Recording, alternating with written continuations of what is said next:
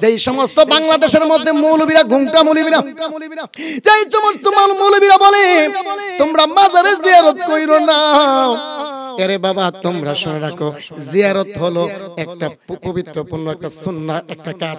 জিয়ারত হলো আল্লাহ পাকের বিধান, নবীর সুন্নাত আদায় হয়ে যায়। আর বাবা পূজা কারে কো জানেননি? আমি যদি শিরিক করি গাও, আমি যদি শিরিক করি কেল্লা উপরে দিয়ে করতে পারবো। আমি যদি বলি কেল্লা শাহ আমার আল্লাহ, তাইলে না আমার শিরিক হবে। আমি যদি বলি কেল্লা শাহ আমার আল্লাহর বন্ধু, আমি যদি বলি কেল্লা শাহ আল্লাহর বন্ধু, না না জিয়ারত এইগুলা বন্ডা হতে পারে না। আমি যদি বলি কেল্লা শাহ আল্লাহর বন্ধু, তাইলেই তো আমার কথা সঠিক। আর আমি যদি বলি কেল্লা শাহ আল্লাহ নাউজুবিল্লাহ, তাইলে শিরিক হয়ে যাবে গো। আর যারা বলে মাজারে গিয়ে আমরা পূজা করি, আরে বাবা মাজারে গেলে পূজা করি না, আল্লাহর ঘর মসজিদে হই ইবাদত, আর মাজারের মধ্যে হই সর্বদাই জিয়ারত। গভীর মনোযোগ। ব্রাহ্মণবাড়িয়া সদর আখড়া মুগরাম জিয়াদিয়া ইসলামিয়া ইন্টারন্যাশনাল হেফজুল কুরআন হাফিজিয়া মাদ্রাসার আমার বাবাজিরা গো, কেউ ডানে বামে যাবেন না। এ আমার বন্ধু ও যুবক ভাইরা গো, এই মাহফিলটারে বুঝি সাধারণ মনে করলে চলবে না।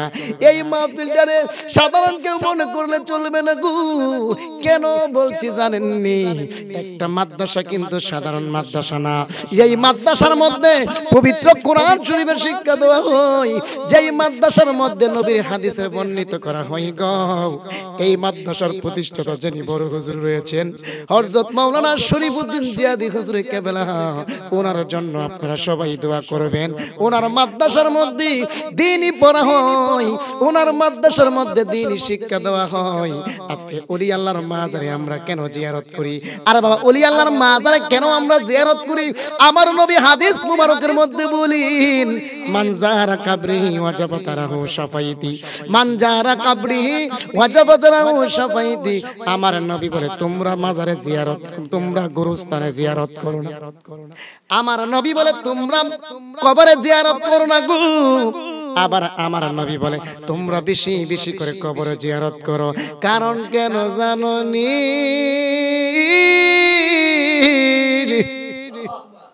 ও বাবাজিরা গো, কারণ হলো একটা, মানুষ যখন গুরুস্থানে যাইব, মানুষ যখন গুরুস্থানে যাবে রে, মানুষ যখন গুরুস্থানে যাইব, মা বাবার কথা মনে হয়ে যাবে, বাবার কথা মনে হয়ে যাবে।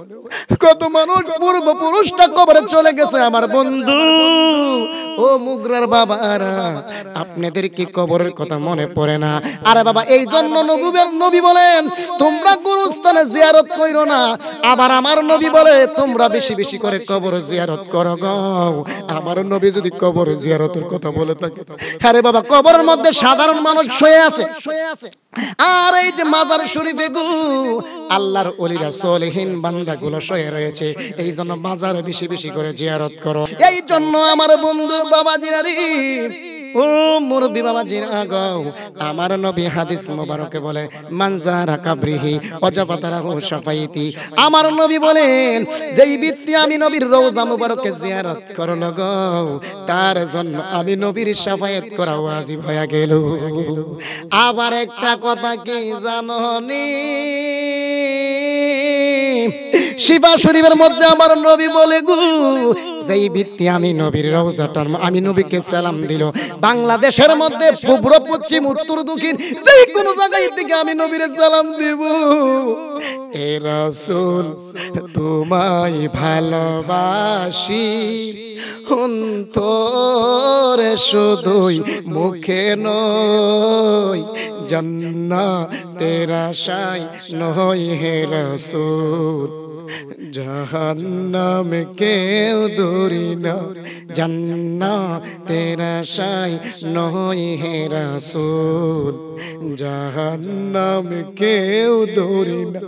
সারা জীবন নবী নবী করে কানলাম, সারা জীবন নবী নবী করে গান গাইলাম, নবী গো এই শায়ের নয়ন তাহিরের কি উপায়? সারা জীবন দিয়ে নবী নবী কইলাম রাজিয়াদি হুজুর, ও মাদ্রাসার মুলামান, সারা জীবন নবী নবী কইরা কাঁদলাম, মরণ কালে যদি আমার নবী কই নয়ন তাহির রে তোরে আমি চিনি না, আমার কি হইব আজকে? আরে আমার বুক ফাটে না। এই মানুষ তোমরা কোথায় ঘুমায়া রইছো? আল্লাহু আকবার। মানুষ তোমরা কোথায় ঘুমায়া রইছো? মানুষ একটু কি নবীর জন্য মায়া লাগে না? আমার নবী ডাক দিয়া বলে, হে আমার উম্মতের আলী, আমি নবীর রওজা মুবারকে যদি তোমরা জিয়ারত করো গো, তোমাদের জন্য আমি নবীর শাফায়াত ওয়াজিব হয়ে যাবে।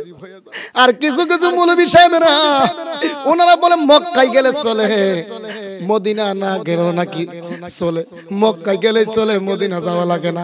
আরে বাবা, বাবারে বাপ ডাক্য না, শ্বশুরে বাপ ডাক্য তাইলে কি চলবনি? যেমন বাবারে বাবা বলতে হবে, শ্বশুরকে শ্বশুর বলতে হবে, বাবাকে বাবার চোখে দেখতে হবে গো, শ্বশুরকে শ্বশুরের চোখে দেখা লাগবে। আপনি যদি নিজের বাপের বাপ না ডাকিয়া শ্বশুরের বাবা ডাকেন, ও মৌলভী সাহেব, তাইলে কিন্তু হেলা জমবে না। তেমনি ভাবে ব্যাখ্যা বিশ্লেষণ হলো কি জানো না? ও যুবক দল, ভালো করে বুঝো গো, আমার বাবারে বাবা মানতে হবে, আমার শ্বশুরকে শ্বশুর মানতে হবে। যেমন ভাবে আল্লাহর মক্কাতুল মুকাররমা গেলে ভালোবাসা হবে গো, আর মদিনা না গেলে হবে না। কেমনে দলিল কি?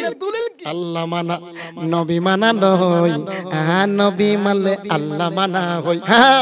আল্লাহ মানা নবী মানা নয়, নবী মানলে আল্লাহ মানা হই। এই কথা শরীফ জিয়াদি হুজুর কই না, এই কথা মাওলানা শরীফউদ্দিন জিয়াদি কই না, এই কথা মোহাম্মদ শায়র নয়ন কই না, এই কথা মুফতি গিয়াসউদ্দিন তাহিরি কই না, স্বয়ং আল্লাহ কোরআনে কই, আল্লাহ মানা নবী মানা নয়, নবী মানলে আল্লাহ মানা হই। ওগো নবীজি,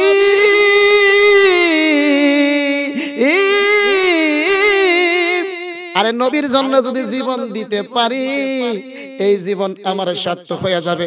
যাক, আমি একটা কথাই বলবো, ব্রাহ্মণবাড়িয়া সদর আখড়া এলাকা, মুগরা এলাকা, জিয়াদি ইসলামিয়া হেফজুল কোরআন ইন্টারন্যাশনাল হেফজুল কোরআন হাফিজিয়া মাদ্রাসা, এই আমার বাবাজির রে, ও মুরব্বি বাবাজির আগাও, এই মাদ্রাসার উদ্যোগে মাহফিলটা, এই কোরআনের পাখিগুলো এমন ভাবে কোরআন শরীফ পড়ে। আর বাবা, সাধারণ মনে করলে চলবে না গো, সাধারণ মনে করলে চলবে না রে। যেখানে আল্লাহর পবিত্র কোরআন শরীফ পড়া হয়, যেখানে নবীর হাদিস বর্ণিত করা হয়, এই জায়গাটা দামি হয়ে গেছে গো। এই মাদ্রাসার উপলক্ষে মাহফিল, আপনি জানেন যে যেখানে আল্লাহর কোরআন পড়া হয়, যেখানে নবীর হাদিস বর্ণিত করা হয়, এই জায়গাটা সাধারণ জায়গা নয়, এই জায়গাটা হলো জান্নাতের বাগান। এখন প্রশ্ন করবেন, হুজুর,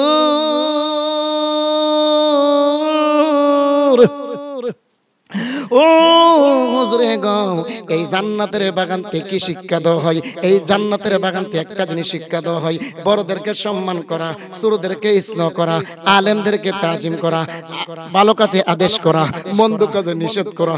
১ নম্বরে আল্লাহ পাকের ইবাদত, ২ নম্বরে দয়াল নবীর মহব্বত, 3 নম্বরে আউলিয়া কেরামের সোহবত, ৪ নম্বরে আমার আপনার মা বাবার খেদমত। মা বাবার খেদমতের কথা বলা হয় গো। আর আল্লাহর ওলিরা মাজারে গিয়ে জিয়ারত করতেন না। আল্লাহর ওলির মাজারের জিয়ারতকে পূজা বলেন। তোমার দিমাগের মধ্যে কুকুর প্রস্তাব করে, তোমার দিমাগের মধ্যে কুকুর প্রস্তাব করে দিছে। এই দেশের মধ্যে 5 ওয়াক্ত নামাজ আসেন না, অশরীয়তের মৌলবি হাকিকতের বয়ান না শুনলে ঈমান তাজা হবে না রে। এই দেশের মধ্যে 5 ওয়াক্ত নামাজ আসেন না, এই দেশের মধ্যে হজ যাকাত আসেন না, এই দেশের মধ্যে মক্কা মদিনা আসেন না, এই দেশের মধ্যে আল্লাহ নামের ধ্বনি আসেন না, এই দেশের মধ্যে নবী নামের ধ্বনি ছিল না, এই দেশের মধ্যে পারগি পাঞ্জাবি ছিল না, এই দেশের মধ্যে এমন ভাবে পাক্য পবিত্র ছিল না। ও হুজুর, কি ছিল হুজুর গো? 12 মাসে 13 পূজা, বছর কীর্তন, হরে নাম, হরে কৃষ্ণ, হরি বল, এইগুলাকে দুঙ্কার যাওয়ার জন্য এসেছেন আল্লাহর ওলিগণ।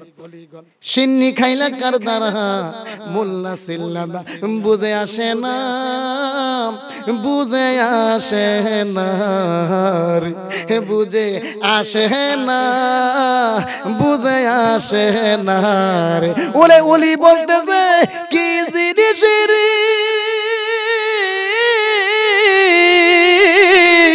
উলি বলতেছে কি জিনিস, তোর কেন বুঝে না, বুঝে আসে না, বুঝে আসে না রে পাগলা তিতা মিঠা বুঝে না, হেতেরারে জিলাপি দিও না। শুক্রবার আবার টি বাড়ে, শুক্রবারে দেখবেন তো সব মসজিদেই জিলাপি বাড়ে, এখানে ফতোয়া নাই। আমরা যখন বাবা শাহজালালের মাজারে জিলাপি এমন ভাবে বাটি, কেল্লাসার মাজারে এভাবে জিলাপি বন্টন করে দেই হাদিয়া স্বরূপ, সুন্নাহ স্বরূপ। আমার নবী বলছেন এই হাদিয়াটা, এই তাবারকটা হাইলে জাহিরি বাতিনি লোক সেবা হয়। সুবহানাল্লাহ।